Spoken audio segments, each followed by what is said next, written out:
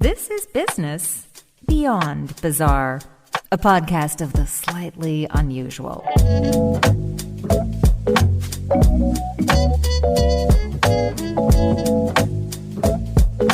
Here's your host, Peter Anthony Holder. Hello and welcome to Business Beyond Bizarre, a podcast that takes you off the beaten path, introducing you to people who have slightly quirky hobbies or businesses. Think back to your pre-kindergarten days. Probably one of the biggest tasks you ever overcame, besides learning how to write your own name, was the monumental milestone of tying your own shoes. It was a rite of passage and the first step in your goal for independence, second only to learning how to ride a bicycle. Without those two talents mastered, you could never plan your escape. I'll bet you still remember that rhyme that you recited to help you learn how to tie your shoes. Bunny ears, playing by a tree, crisscross the tree, trying to catch me. Bunny ears, jumped into the hole, popped out the other side, beautiful and bold. You've probably mastered so many things since then, and I'm sure you believe that there's nothing more to learn about tying your shoes. Well, you'd be wrong. That's why we go all the way to Australia to speak to Ian Fegan, also known as Professor Shoelace. Ian wasn't looking for shoelace fame. It just happened. Yeah, it's a strange thing to aspire to, and it's certainly not something I aspired to. It simply happened because I put my Ian knot, the world's fastest shoelace knot, onto what was originally just a simple little private website that I used to experiment with. Because it sort of went viral, as we would use the terminology nowadays, back then when someone put something interesting on the internet, I started getting emails from all over the world and asking me all sorts of questions in relation to shoelaces. And I realised that there was a real lack of knowledge there. And rather than answering the same questions over and over, I started putting the answers to it on my website. And yeah, the site just sort of grew as a result. You did hear him say Ian knot, right? It's a way of tying your shoes that's faster than the conventional way. The Ian knot was my original attempt to make a normal shoelace knot symmetrical. So I figured because it ends up symmetrical, it must be able to be formed symmetrically. So I fiddled around a bit by tying a normal knot and then carefully untying it and seeing how it went together. And in doing so, I realised, hey, look, if you form two loops and sort of push them through each other, it creates the identical knot, and hey, guess what? It's actually faster. And within a very short time, I found that I could do it in a split second instead of, 1 or 2 seconds. And so the Ian knot was born. All my life, I've been accused of being anal retentive, that I deal too much with the minutiae of things. And that's actually a moniker that I proudly wear as a badge of honor. But even I have to wonder why it's necessary to have more symmetrical shoelace knots or why you need to tie them faster. I mean, unless you're a person who screams at the microwave when you're boiling water saying, "Hurry up, I don't have all minute," then what's the point? But there is one. A very important one. There was actually a practical reason for it, because I found that this actually happened one morning after I broke a shoelace. From tying a shoelace over and over its lifetime, it gradually wears out.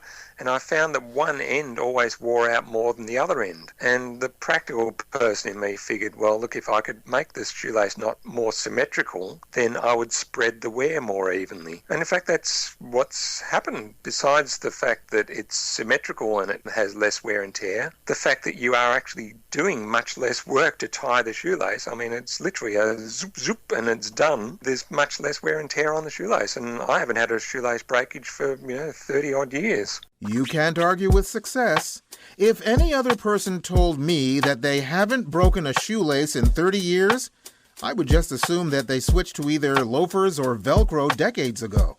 And speaking of decades, Ian's site is about the same age as this current century. Originally, it was just the one page of my Ian knot, and then I put the other more common shoelace knots on there for comparison. I mean, this was in the years before YouTube even existed, so nowadays someone inventing something new will just stick it on YouTube and it will spread pretty quickly. But in those days, you put your page on the internet and hope that people found it interesting, and luckily a lot of people did. You get millions of people looking at your website. At what point did you realize, as you said, this has gone viral, and were you surprised by it? Yeah, it surprised me almost immediately that it really went viral. What surprised me more was that people really encouraged me to keep going and adding other bits and pieces to it. My initial interest was more in the shoelace knots, so I started adding several different shoelace knots that I discovered. I went to libraries and so forth and looked up different ways of tying shoelaces, and just speaking with people and looking up things on the internet, of course, speaking with family and friends. I started adding all these shoelace knots, but I soon discovered that people were actually more interested in lacing methods than they were in shoelace knots, because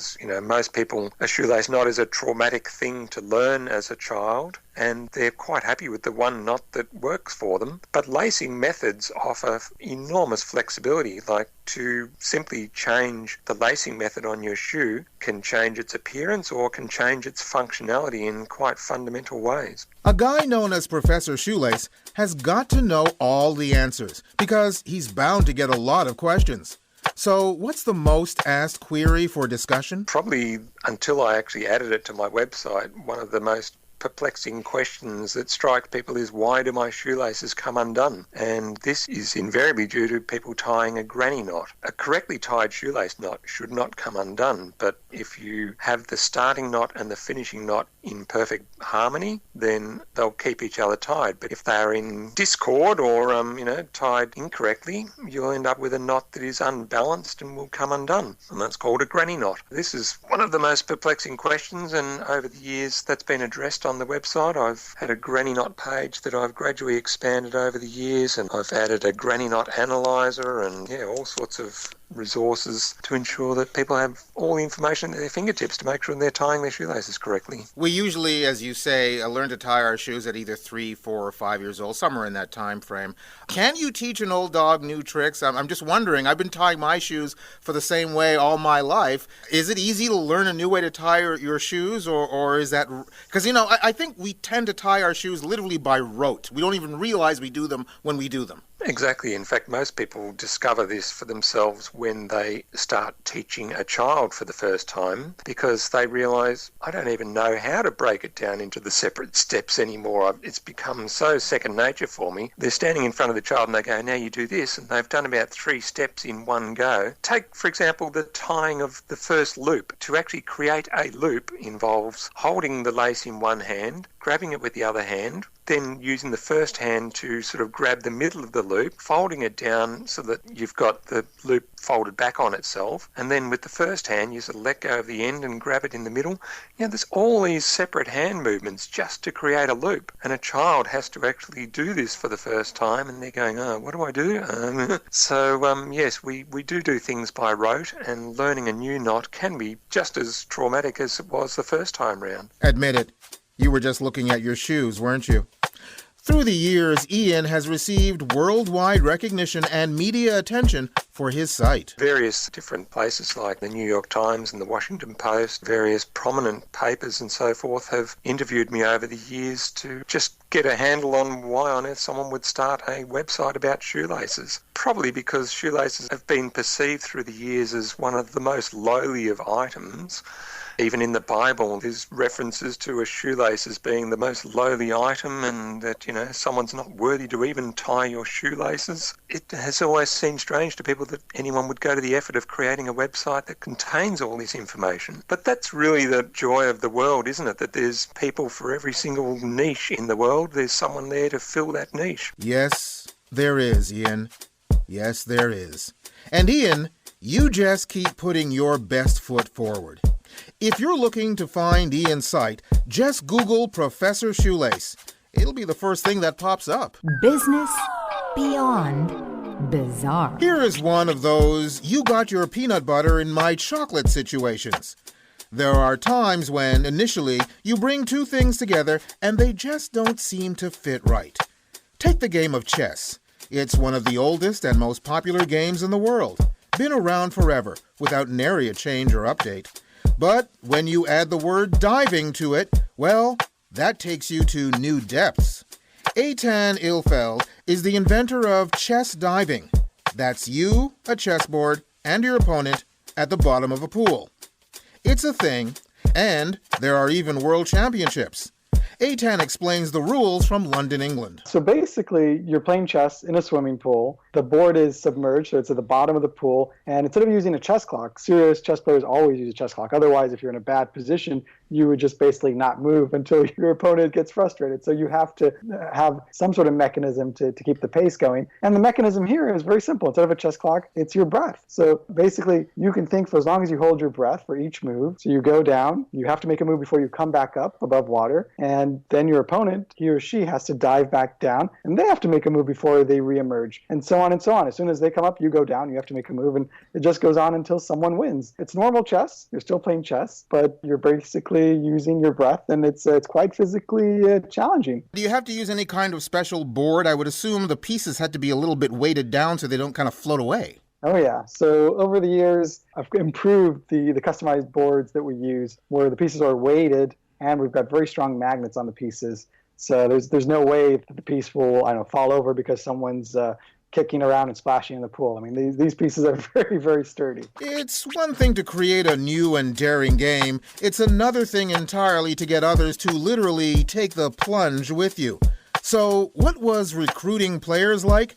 And how did this new endeavor come to be? I've always loved playing chess. It's a great game, and there's so many great tempos to play, different variations as well. It's an amazing game. And I'm a USCF chess master. Back in 2008, I went to this board game tournament called the Mind Sports Olympiad, where you compete in lots of different games. I went there to play chess, but they had people competing in Scrabble and lots of other new cool games. What was interesting was I found out about all these different games, and I basically wanted to learn and try different things. So I came back the following year, played again, and I tried lots of other games. And then there's this really bizarre tournament called the Creative Thinking World Championship. And it was in that competition that I came up with the idea of diving chess, where I thought, wow, how could I combine two things and make chess more challenging? Also, going back to chess, everybody agrees that it's an extremely cerebral thing. There's no doubt about that. So some people say that maybe it's a bit of a science, but also it's a bit of an art as well. There's a lot of creativity and beauty in the game as well. Chess has a lot of depth. Hold on.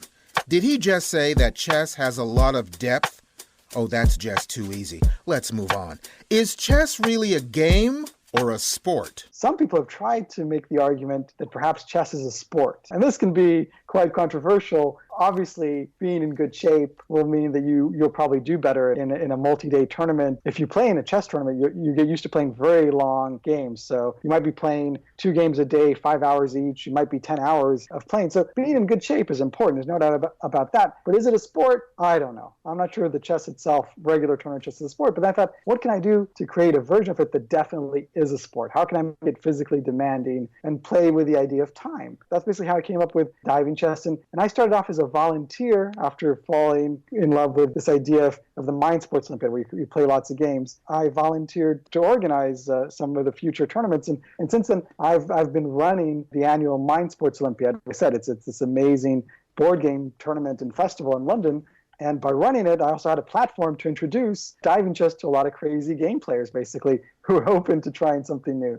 And so the first Diving Chess World Championship, I think, was in 2013, something like that. And people just thought it was a lot of fun. It's really built up since. And it's very quirky. I mean, it's not that interesting to watch people play chess, but when you see people playing chess in a swimming pool, that's actually visually stimulating. Chess diving is not the greatest of spectator sports.